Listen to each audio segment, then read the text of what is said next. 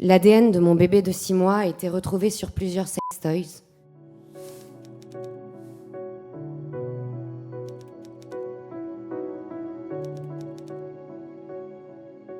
Lettre numéro 15, appel des 500. Mesdames, Messieurs les magistrats, il y a 2 ans, j'ai déposé plainte contre mon mari pour viol incestueux aggravé sur notre bébé de 6 mois. N'ayant aucun doute sur les agissements de mon mari, j'avais installé des caméras cachées pour récolter des preuves, et j'en ai eu. J'avais en effet conscience que la justice n'allait pas me croire et qu'il m'était nécessaire d'obtenir des preuves matérielles de ce que je soupçonnais. Sur ces images, 2 minutes après mon départ, on voit mon mari avec mon bébé se précipiter dans la chambre pour chercher des sextoys qu'il avait cachés. On voit mon mari, en pleine frénésie de sexe à 17h, alors qu'il est seul dans l'appartement avec mon bébé dans les bras, s'emparant de divers sextoys avant de partir dans le salon durant 20 minutes et hors champ des caméras. Puis on le voit revenir dans la chambre pour essuyer ces mêmes sextoys de manière frénétique avec des lingettes désinfectantes. Les gendarmes sont intervenus en délit de flagrance. Il est resté 48 heures en garde à vue. Il y fera des révélations stupéfiantes, je cite, « J'ai besoin de me vider, d'éjaculer tous les 3 jours, sinon j'ai très mal en bas du ventre. » Il reconnaîtra son obsession à vouloir changer les couches de notre fille. « Je ne vous mentirai pas, monsieur, j'adore lui changer la couche. » Et expliquera qu'on risque de retrouver son ADN sur les sextoys, car il les a testés sur lui, c'est-à-dire qu'il les a introduits dans l'anus alors qu'il était seul avec mon bébé. Il dira également que quand on aime son enfant, on aime tout faire avec. L'ADN de mon bébé de 6 mois a été retrouvé sur plusieurs sextoys, d'autres que ceux manipulés lors des enregistrements vidéo, ce qui prouve que ce n'était pas la première fois. La justice a classé ma plainte infraction insuffisamment caractérisée. On tombe des nues. Je conteste cette décision. Le procureur général de Grenoble va me répondre par écrit qu'effectivement le comportement du mis en cause sur les images filmées à son insu interroge, notamment le fait qu'il manipule des sextoys en compagnie d'un enfant. Mais en l'absence de preuves médico-légales probantes, il classe. Alors même que le médecin légiste relève une coloration rouge sombre des petites lèvres, pas typique d'une vulvite, et que l'hypothèse d'une agression sexuelle ne peut être exclue. Le procureur ne s'explique pas sur l'ADN de mon bébé de 6 mois retrouvé sur ces sextoys. Ces recherches ADN qui ont quand même coûté 9 000 € à la société. Alors pourquoi ? Pourquoi avoir fait analyser ces objets si quand on trouve ce que l'on cherche, cela ne constitue pas une preuve ? Je pensais, à tort, que le rôle, le travail des magistrats de parquet était la recherche de la vérité. Force est de constater que quand ils s'interrogent, se questionnent sur le comportement d'un mis en cause avec des preuves qui établissent les faits, ils préfèrent classer que poursuivre. Et personne n'a jugé utile de rechercher des photos et vidéos supprimées de ces téléphones portables qui sont sous-scellés à la gendarmerie, alors que j'ai expliqué aux gendarmes qu'il envoyait des photos de ma fille entre 2 vidéos pornographiques très violentes à des hommes que je ne connais pas. J'ai de nouveau porté plainte avec constitution de partie civile. C'est en cours. Depuis, les audiences avec le juge des affaires familiales et le juge pour enfants se succèdent.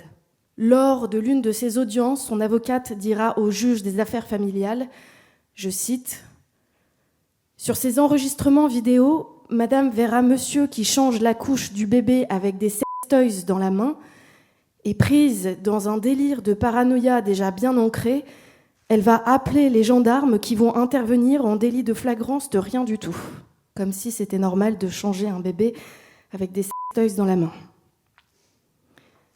Elle dira également que l'ADN de l'enfant ne se trouve que sur des zones de prise en main, ce qui est totalement faux. Par ailleurs, monsieur ne va cesser de porter plainte contre moi, notamment pour non-représentation d'enfants. Je suis donc convoquée à la gendarmerie, on va prendre mes empreintes, me prendre en photo, J'ai l'impression d'être une criminelle, tout ça parce que la justice n'a pas protégé ma fille. Aussi, le juge des affaires familiales va écrire dans son jugement que mes craintes sont entendables, mais qu'il va lui laisser l'autorité parentale, ordonner des visites médiatisées dans un centre qui ne fait pas de visites médiatisées et qui m'explique qu'au bout de 4 visites, il aura la possibilité de sortir en étant seul avec ma fille. Eh bien, heureusement que mes craintes sont entendables et forcément, je ne l'emmène pas. Le 2 novembre 2023, je suis convoquée au tribunal de Grenoble comme mise en cause pour non-représentation d'enfants. Je risque 1 an de prison. C'est le prix à payer en France quand on refuse d'être complice des viols de son enfant. La substitute du procureur qui me reçoit m'explique que mon dossier est aberrant, que je n'ai rien à faire ici, que ma plainte n'aurait pas dû être classée et que cela aurait dû se régler en famille, c'est-à-dire que la JAF aurait dû protéger ma fille au vu des éléments de preuve incontestables de mon dossier, qu'elle comprenait ma colère et qu'elle classait tout de suite ses plaintes pour non-représentation d'enfants sans suite. 1 mois après, je passe en audience. Le juge des enfants va être très clair, je la cite. Madame, si vous vous obstinez à ne pas laisser votre fille avec son père, ça va se retourner contre vous. Ça va ruiner votre vie et vous allez tout perdre. Monsieur est présumé innocent et il a le droit de vivre sa vie normalement, comme tout le monde, et de voir sa fille. Elle aurait pu ajouter « et de la violer si bon lui chante », ça ne m'aurait pas plus choquée.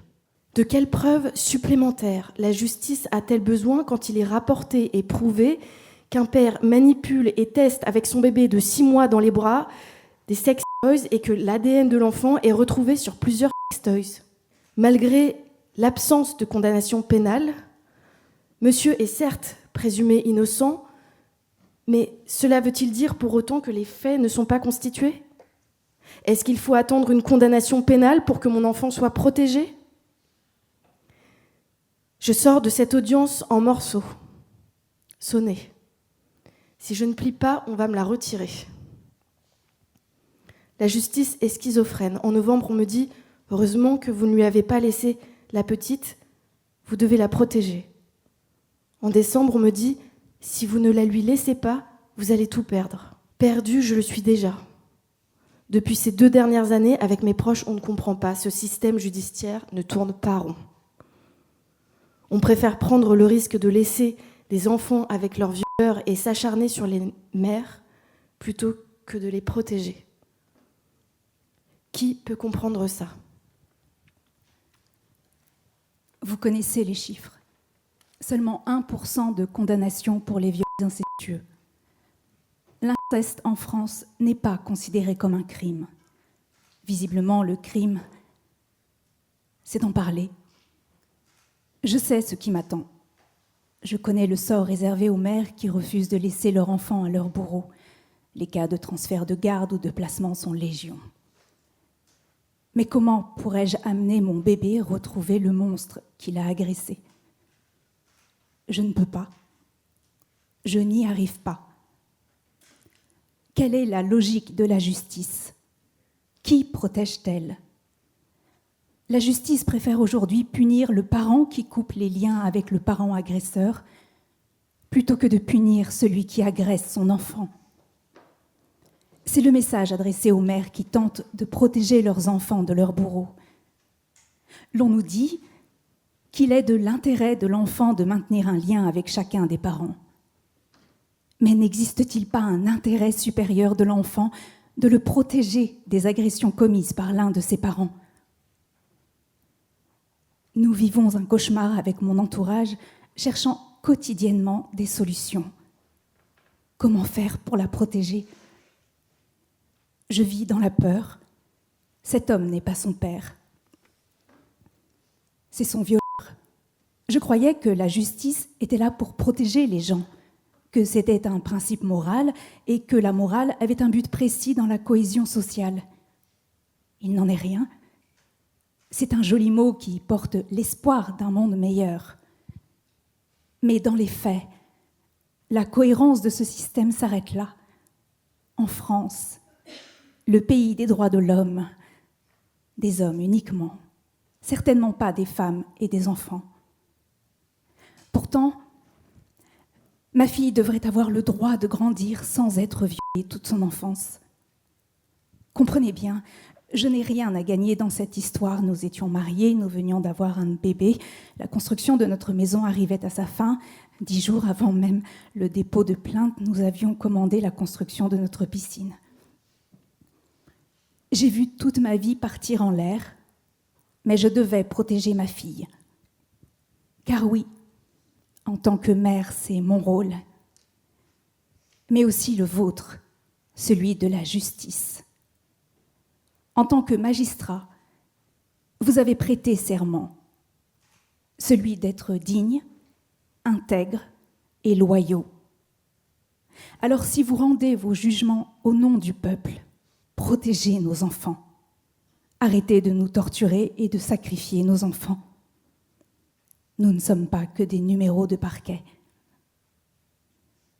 Vous avez nos vies et celles de nos enfants entre vos mains.